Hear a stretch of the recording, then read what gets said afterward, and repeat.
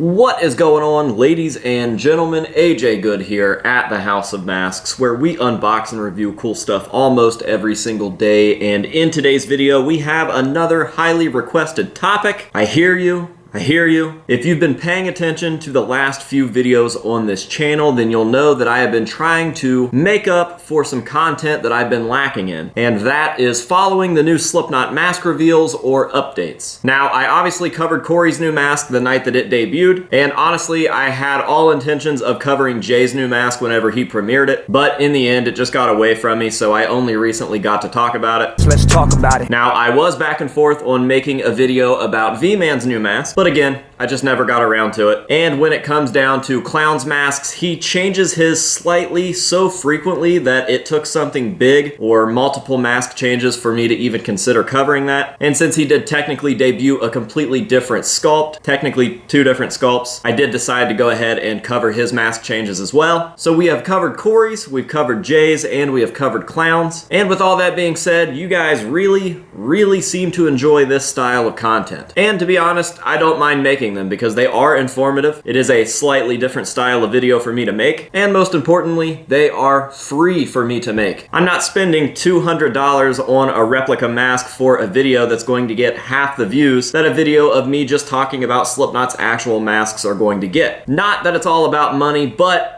this shit is expensive. So yeah, it's a win-win for everybody involved for me to do this type of video. So with that being said, clearly I will try to stay up to date on these mask update style videos. And today we are going to cross another new mask off of the list.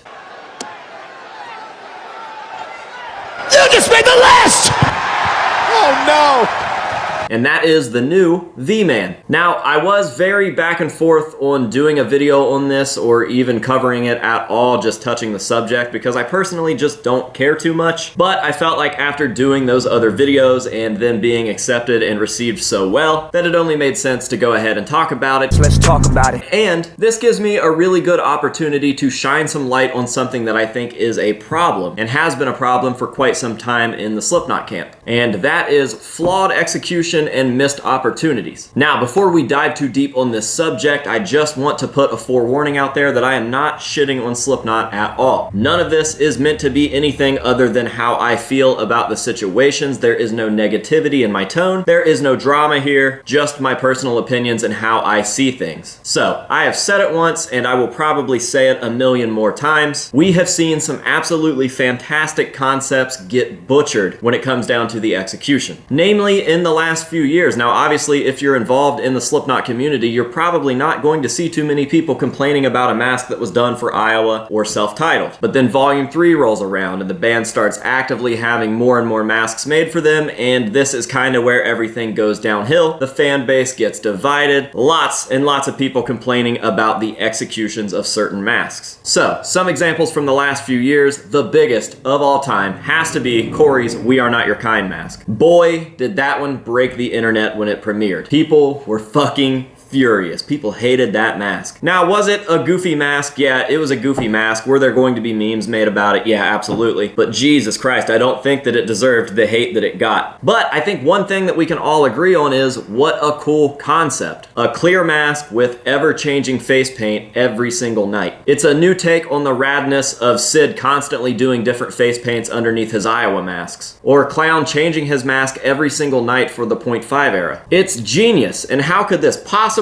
fail with special effects legend Tom Savini at the wheel? An awesome, somewhat innovative new idea that still encapsulates the old school, do-it-yourself, tribal-esque vibe that Slipknot has given us all the way back to when Joey Jordison was updating the mascara on his masks almost every single night during the self-titled era. And then we see the mask, and it is great idea, poor execution. Now, I personally am in no way, shape, or form a fan of Vman's first We Are Not Your Kind mask, and I don't like to say that because that was Vman's first all-original idea. Like, he didn't base that off of the concept that the band gave him when he first joined. This was straight up Vman's idea, and I just didn't like it personally. It felt way too much like a Mushroom Head mask, especially because Mushroom Head had already done a Death Eater style mask, but they actually did it better, and that pains me even more to say. The mask was just too busy, and it was shaped weird, and there was nothing subtle or sinister about it. And guess what? with one quick retool of just the mouth. Vman premieres a new mask and it looks fucking awesome. You can still feel the Vman vibe, obviously, because it looks a lot like the original We Are Not Your Kind mask, but one small change took this thing from looking like a weird gourd or a pear, and we've got this cool ass evil jack-o'-lantern looking thing. So obviously, Vman premieres this new mask alongside Corey Taylor during their first live show back earlier this year, and it obviously gets overshadowed a lot by Corey Taylor's crazy new look. And I almost think that that is a shame, because this is a massive, massive step up from what we got during the We Are Not Your Kind premiere. And again, the only noticeable change: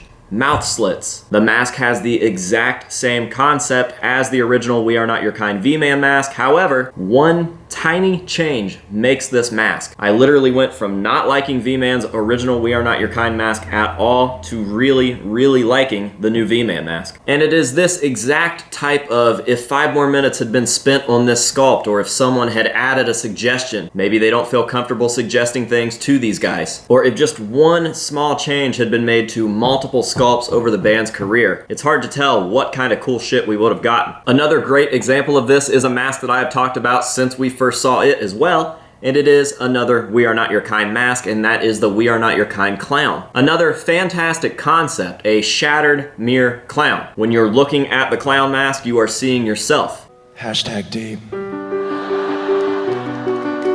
However, if you look past the concept at the piece itself and you really study that sculpt, what you see is kind of odd. We've got puffy fish lips with barely any sort of smile. We have one damaged or dented eyelid that really gives this mask a weird sort of post-stroke effect. A massive forehead that covers a lot of clown's hair, even though this is just a half mask. Just a lot of random little things that really do a disservice to this cool idea. Just imagine what this mask would look like if we had a slightly more sinister smile, or if the eyebrow arches had been made just a little angrier. We would be looking at a completely different mask. Now, again, I am not shitting on Slipknot. These are their masks. They can do whatever the fuck they want, and I know for a fact that they don't give a shit what I am saying. I am just simply here as a massive, massive Slipknot fan to talk about the stuff that I feel that I know the most about, and that is masks. Masks are my life, as sad as that is to say, and masks make me happy. And for some reason, you guys enjoy hearing me talk about this stuff and giving my opinions, and I appreciate that. So I'm here to do my best. But I do think that it is extremely clear that when a guy really puts his all into the very important appearance of himself as a member of Slipknot, such as Sid Wilson, that it really, really shows. And if anything, I just wanted to make this video to kind of give Vman props for stepping away and kind of breaking the mold of what he has created for himself as a member of Slipknot. One small change completely altered his very important aesthetic as the bass player for the biggest theatrical band in the world. And that's pretty cool. So I think that that is going to be just about it for this video. Let me know down in the comments how you guys feel. Do you agree with me? Do you disagree with me? Do you have specific examples? Drop them down in the comments. I am looking forward to a general discussion with you guys. And with that being said, that is going to do it for me here at the House of Masks. Thank you guys very, very much for watching. I greatly appreciate it. And until next time, this has been AJ Good here at the House of Masks, telling you to say no to drugs and alcohol and yes to good execution. And we'll see you guys in the next one.